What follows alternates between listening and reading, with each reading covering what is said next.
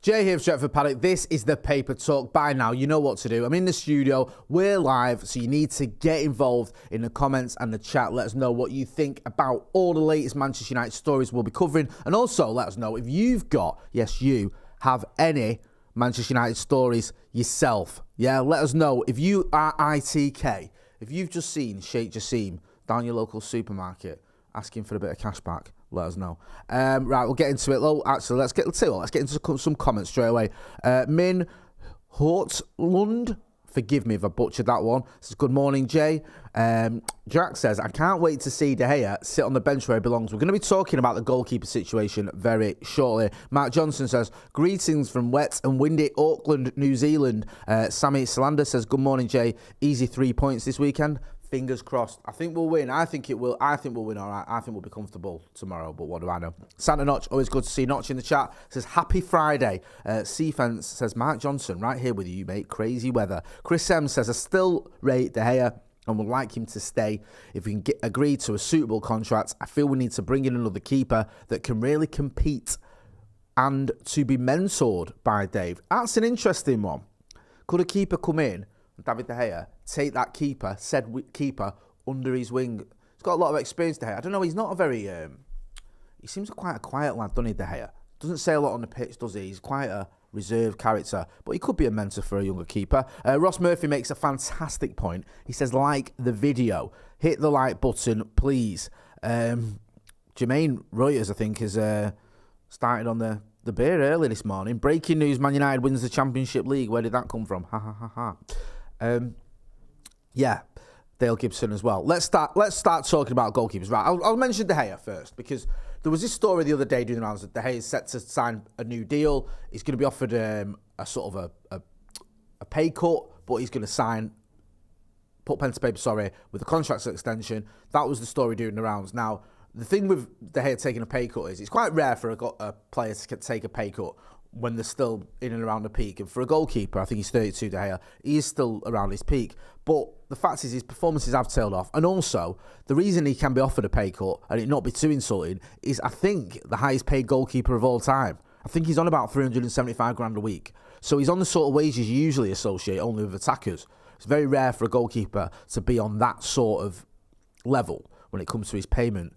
De Gea is or was and has been offered an extension, but with a pay cut. Even after a pay cut, though, I think the numbers being sort of bandied around were around 200k a week. So he'd still be one of the top paid goalkeepers in the world. Now, for me, I've never had a problem or a concern too much about his wages. That isn't the issue. One thing that worries me is De Gea's performances have been a little bit erratic this season, and also fitting into Erik ten Hag's system. Does he fit into the system for Erik ten Hag? I'm not so sure he does. I don't think he does. Now, Erik ten Hag's got a decision to make there. You either change your system of this playing out from the back, so you start going long with the goalkeeper, because David De Gea seems to struggle playing out from the back, or you change your goalkeeper. It's that simple. It's that binary. And I think De Gea has also struggled as well lately since Lisandro Martinez got injured. Because Martinez is very, very good under pressure. You can give Martinez a ball and he's got two attackers around him, sometimes even three, and he'll get himself out of trouble. He's brilliant on the ball. And other players struggle with that. Luke Shaw's not too bad at it. Luke Shaw can do it. Victor Lindelof, less confident on that.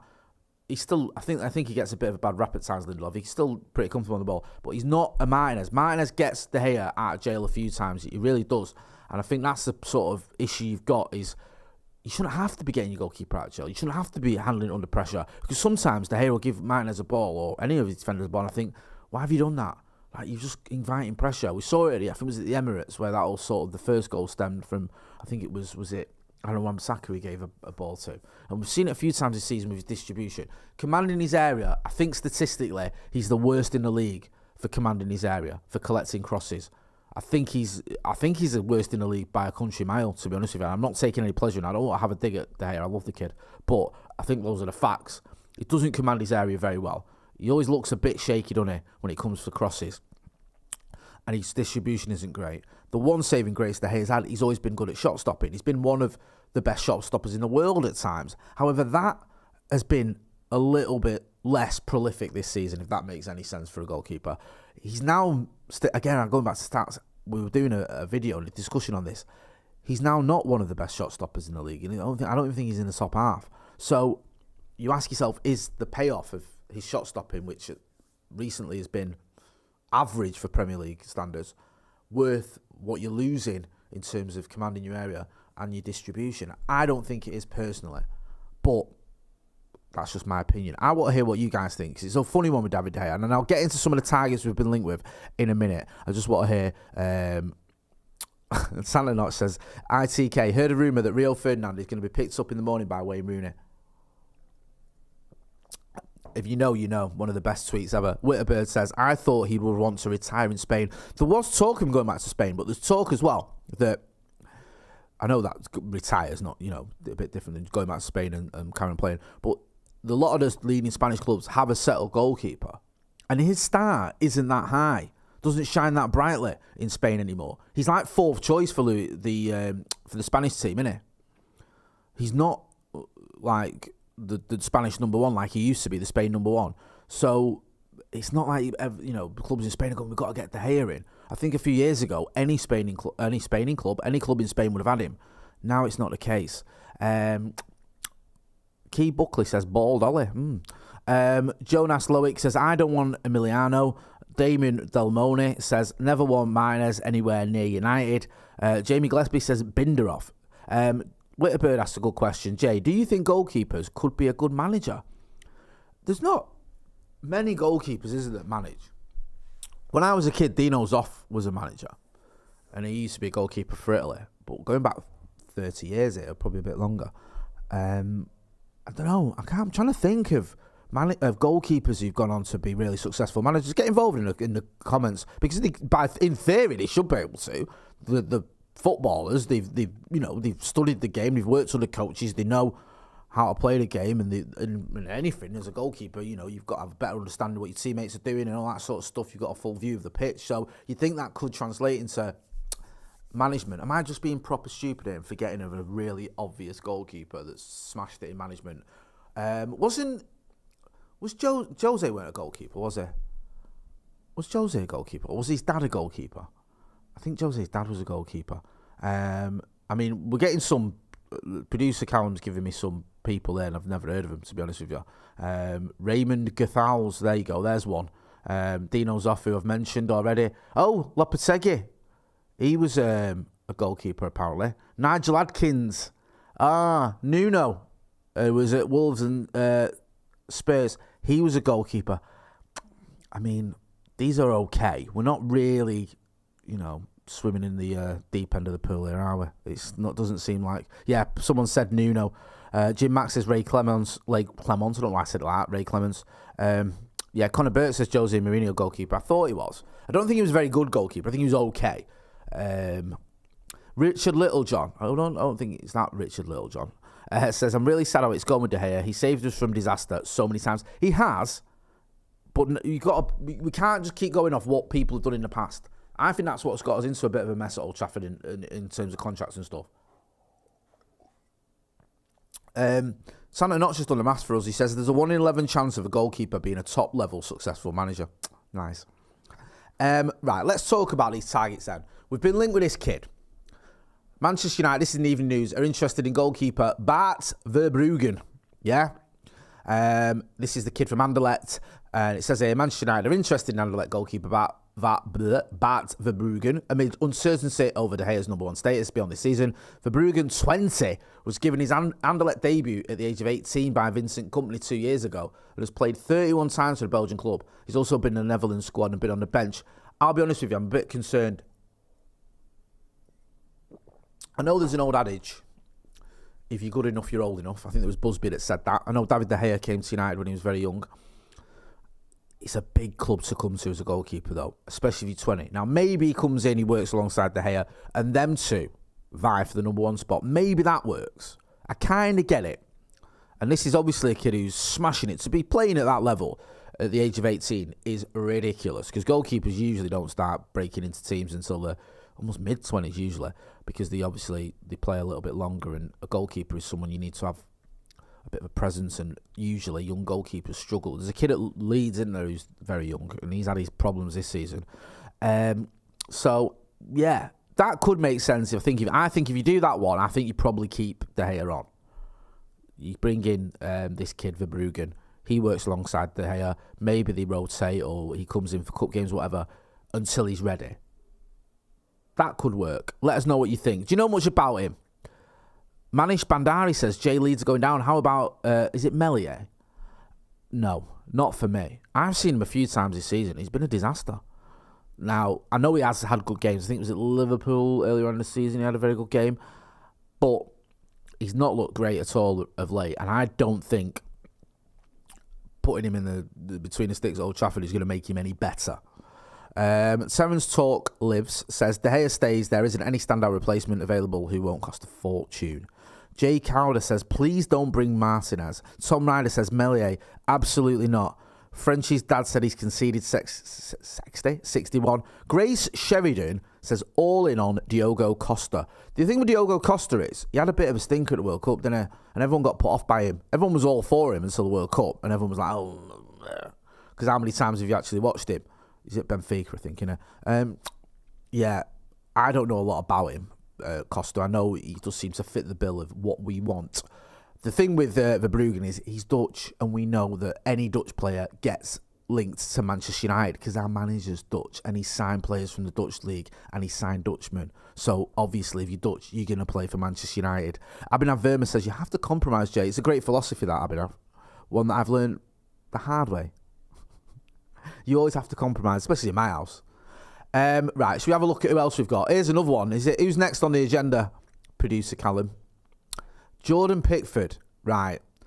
This is probably my least favourite of the ones we've been linked with. I don't mind Pickford. I think he's all right. Yeah. He's a little bit erratic.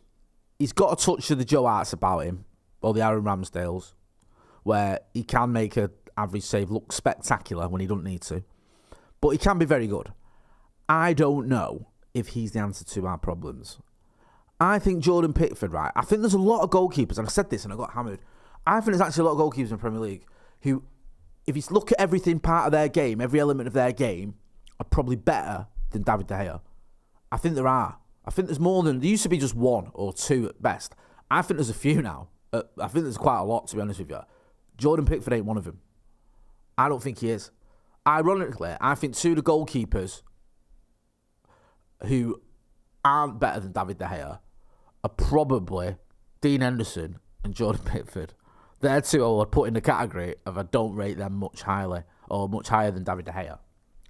And they're the ones who, one we've been linked with and one we've already got. So it's a bit of a funny one. Hit that like button. You might not like this story, but hit the like button. We've not even got 100 likes. Come on, that's disgusting. Hit the like button. Whitterbird asked a good question. Why does Pickford get picked for England over Ramsdale? I think with that, Gareth Southgate has his England sort of favourites, doesn't he? And Pickford for England, to be fair, has done well. I'm not disputing that. I just think for Everton, he's been average, hasn't he? I think anyway. You may disagree. Ramsdale having a very good season at Arsenal, but I think Southgate, he likes Maguire. He likes who else? He likes Jordan Henderson, doesn't he? He likes Pickford. He has a few that when you look at, you go, why is he in the team? Or why does he keep getting picked? And they're the ones that he goes for. Charlie Hatch says Southgate is a bum. Show Raman says Pickford most errors since start of last season. Yep. Kyle Walker he likes, says Ross Murphy. I think Kyle Walker's a very good player, to be fair. I don't like saying that because he's plays for City, but I think he is. Carnivore says Pickford has very poor protection from his defenders. Yep. Nico says, can we go to the next one, please? Yeah, let's do that. Why not? Interaction, that's what you get on this channel. You decide. You produce for us.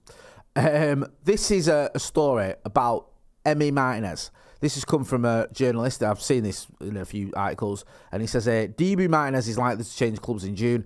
It does not have an exit clause. There are 3 Premier League clubs that have it in the pipeline. Tottenham with more interest. Chelsea and Manchester United very likely to go a step further in the next market. Now, this journalist, I looked, he's got 600,000 followers on Twitter. He seems to be fairly reputable. Martinez is a weird one. He's 30, which is all right for a goalkeeper. You can still, we didn't sign Van der Sar till he was, 35. He's just won a World Cup. He commands his box very well. That's probably his best attribute. On crosses, he'll come and wipe out his entire team if he's got to claim a cross. and he does it very well. Distribution, okay. He can be a little bit erratic. Shot stopping, again, okay. Has his moments, but has a few dodgy ones as well. I think Martinez is a good keeper. I actually think Martinez... Here's the funny thing with Martinez, right? And this is where I'm probably going to lose the room. I think if David De Gea and Emi Martinez played the same amount of games for Manchester United, Emi Martinez would save you more points than David De Gea.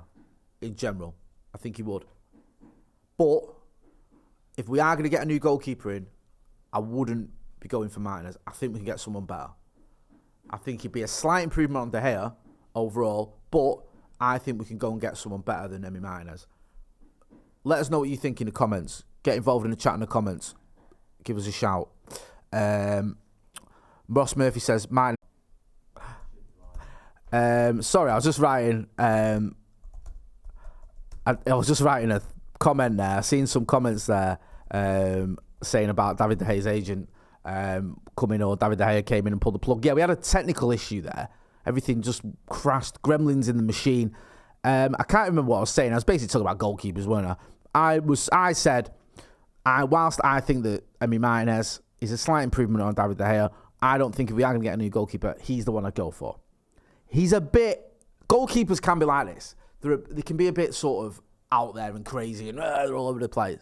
And that can be all right to a certain degree, but sometimes I think you need a little bit less than that. And certainly at Manchester United. So I'm not massively keen on Emi Martinez, even though I think he would be a slight improvement on David De Gea. Let me know what you think. Sami Mouayi says Raya is the best option. David Raya says show Rahman. That's it. Get it done. I'm a bit underwhelmed with Raya. There's a few months ago I was pretty keen for him, but I've seen him a few times, and I think that whilst he does like to come out and play this sweeper keeper role, I don't think overall he's that good a goalkeeper. Honestly, I don't. So let me know. Let me know what you think. Should we have a little takeover story? Where would it be? I just want to highlight something, right? Because this is in the Express. This says, Man United's first four signings are decided as Sir Jim Ratcliffe nears takeover. It's talking about the fact that Sir Jim Ratcliffe is going to be the next owner and he's near takeover, and he's earmarked his four players or four positions that we're going to get. We had this the other day on the Wednesday night. It was Sheikh Jassim's transfer wish list or master plan or whatever it was. I think it was Wednesday night. We had it recently anyway. There's still a lot of conflicting reports. There was a report yesterday that it was going to be Sir Jim Ratcliffe. We still see reports about Sheikh Jassim having plans. This is going to happen. Sheikh Jassim this, Sheikh Jassim that. So I don't 100% believe that it's going to be Sir Jim Ratcliffe. I don't think we know yet. And I think the sort of reason I mentioned this article is not because it says there's anything particularly insightful or even that I fully believe it. It just highlights the idea that there's so much speculation at the minute. It's like, well, this guy's going to take over, and these are the targets. Well, actually, it's going to be this guy, and these are his targets. Actually, it's going to be this guy, and these are his positions that he wants to fill. Actually, it's this guy, and doesn't even know if he rates. We're going to have to wait and see what happens with top four to find out what's happening with Erik ten Hag. You don't know what is going on at the minute. I think we're going to find out soon. I suspect we'll find out within the next week, and that's just me speculating. I haven't got any ITK knowledge. I just feel like now it's getting to the point where decisions need to be made. They really do. We're getting towards the end of the season. You can't go into the summer not knowing who your owners are. That's just ridiculous, especially when you've had all this time to do it. So I suspect within the next 7 days we'll find out. Again, I am not ITK. Anyone that watches this channel knows I wear that as a badge of honour, not being ITK, but you might be. So if you hear anything, let me know, yeah? Give me a shout. If you're on the bus and you see Sir Jim Ratcliffe's on it, and he's chatting to his mate saying, I've just got to go and stop at Old Trafford to sign some papers, give us a shout. Excuse me, nearly choked then. C Fence says Joe Smith for keeper. Why not? He's big, innit? Big lad. Maybe he could do the job. Listen, I'm going to wrap it up there. Thanks for sticking with us with the old Gremlins in the Machine. I appreciate that. We're back later on with The Brew. It's going to be me. It's going to be Stephen House. And it's going to be my good friend David Scott as well. Our kid will be joining us. So make sure you're checking that out. If you've not done already, go and check out the preview with me and my other pal, Ronaldo Brown. Don't forget as well to hit like, share and subscribe. I'm Jay Motti. This has been The Paper Talk. Thanks for watching.